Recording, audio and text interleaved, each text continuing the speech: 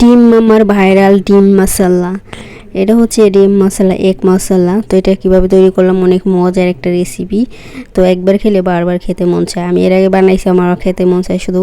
আমার অনেক ভালো লাগে, অনেক লোভনীয়। তো আমি মাঝে মধ্যে এভাবে খাই। তো এই দেখুন, এখানে সবই স্বাস্থ্যকর। সালাদ নিয়েছি এখানে, শসা, পেঁয়াজ, ধনিয়া পাতা, তারপরে সালাদ পাতা। তা এখানে আমি নিয়েছি তো, আর এখানে সস নিয়েছি 3 পদের, এই টমেটো, আর এটা হচ্ছে এটা শুকনো মরিচ, আর ওটা হচ্ছে কাঁচা মরিচের। এখানে 3 রকমের সস নিয়েছি। আর যেহেতু আমি এটা সস দিয়ে তৈরি করবো আজকে, আর শুকনো মরিচ পুড়ে নিইনি বা ভেজে নিইনি বা কাঁচা মরিচও আস্ত নিইনি, এটি অনেক ঝাল। তো এখানে শুকনো মরিচের সস আছে, এটা কাঁচা মরিচের। দেখুন, এটা হচ্ছে কাঁচা মরিচের সস। আর ওই যে ফার্স্টে দিলাম ওইটা শুকনো মরিচ সস, আর এটা হচ্ছে টমেটো সস। এখন এটা মুখটা একটু জমে গেছে, তাই এটা আবার খুলে নিতে হবে। মুখটা খুলিয়ে তারপরে আবার ঢালে নেব। প্রথম ঢালছিলাম, পরে নাই। তো এই যে দেখুন, এখন পুরো মুখটা খুলে নিছি।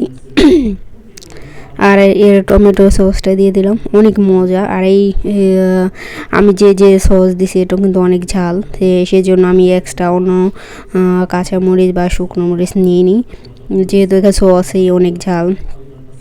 এখন এই সসটা মাখাবো আমি।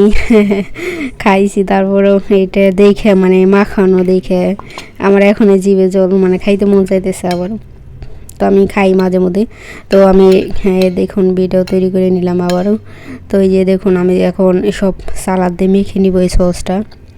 অনেকে মজা, এই যে দেখুন আমার খাইতে মন চাইতেছে আবার।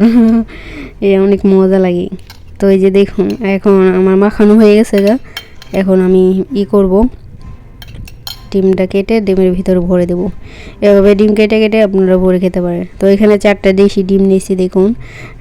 এখন ছিলে নেব, 4টা ছিলে নেব ভালো করে।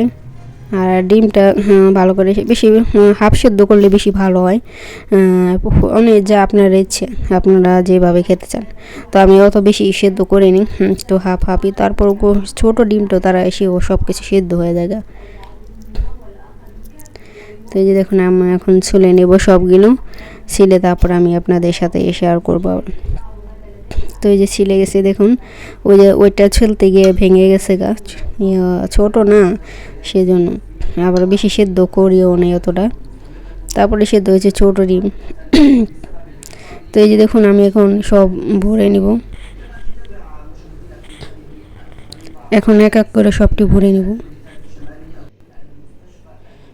তো এই যে দেখুন, আমি নিতেছি, অনেক মজা, একেবারে দেখলে শুধু খাইতে মন চায়। তো যারা এইভাবে খেয়েছেন তারা তো বুঝছেনই কতটা মজা। আর যারা খান না এইভাবে খেয়ে দেখবেন, দেখবেন কত মজা। তো আমি এভাবে সালাতে এটা ডিমের ভিতরে ভরে নিতেছি। যে দেখুন, দেখলেই খাইতে মন চাই শুধু। এত মজা ডিমের মশলা।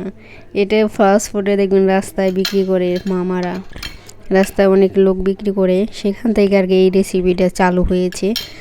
এমনি কিন্তু কেউ আগে বানায়নি। মানুষ হয়তো বা দেখে, একজনেরটা দেখে দেখে আরেকজনে তৈরি করে। তো এই যে দেখুন, আমার হয়ে গেল গা। এখন উপরে একটু সস দিয়ে দিব উপরে।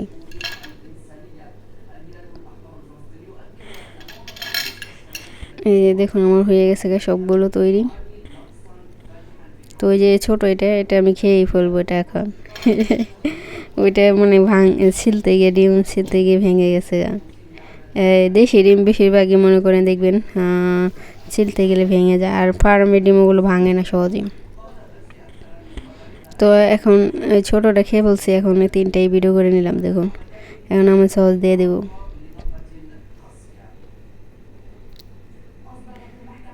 ইটা মুখটা একটু জাম হয়ে গেছে, লেগে বেড়ে জায়গা বেশি বেশি। দেখুন, এই যে টমেটো সস দেশ, কত মজা। কে কে খাইবেন চলে আসুন, বানিয়ে বানিয়ে খাওয়াবো। তো এই দেখুন, আমার হয়ে গেছে গা। তো আজকের আমার এই ডিম মশলা কেমন হয়েছে, সুন্দর একটা কমেন্ট করে দিবেন। আপনারা যে সুন্দর করে কমেন্ট করেন খুবই ভালো লাগে। সবাই অনেক সুন্দর সুন্দর কমেন্ট করেন, ছোট হোক বড় হোক, সব কমেন্টই সেরা, সবাই সেরা। তো অনেকে ভাবে বড় কমেন্ট, বেশি বড় কমেন্ট করাও ভালো না, কারণ ইউটিউবে বেশি বড় কমেন্ট করলে করে মানে ভাবে হয়তো বা তারা শিখাই দিছে যে এভাবে কমেন্ট করবা, সেজন্য অতটা বেশি বড় কমেন্ট না করাই ভালো।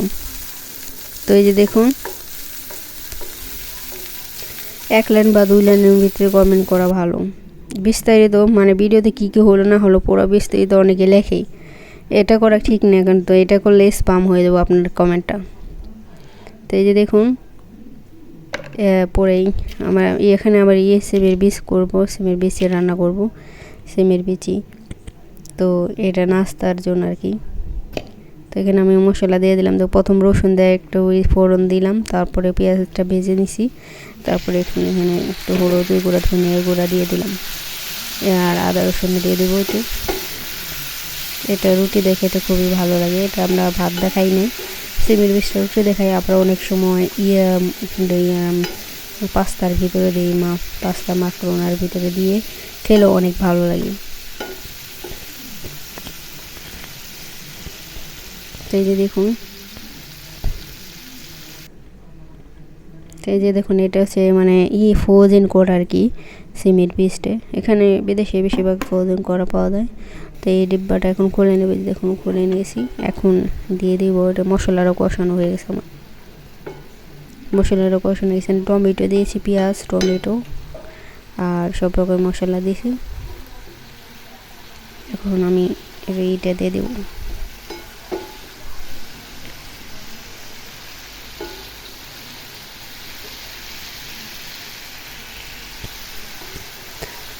তো এই যে দেখুন, আমি দিয়ে দিলাম,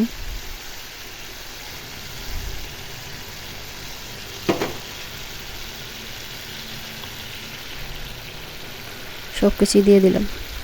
অনেকেই ভাবে হয়তো বা কেউ যদি মনে করেন বিস্তারিত কমেন্টে লেখে সেই ভিডিওতে কি করছে, এগুলো সব যদি লেখে, অনেকে ভাবে যে তারা ফুল ভিডিও দেখছে। আচ্ছা, এমন আছে মানুষ টেনে টেনেও দেখে ভিডিও, টেনে টেনে কী রান্না করছে দেখে তারপর কমেন্ট করে জায়গা।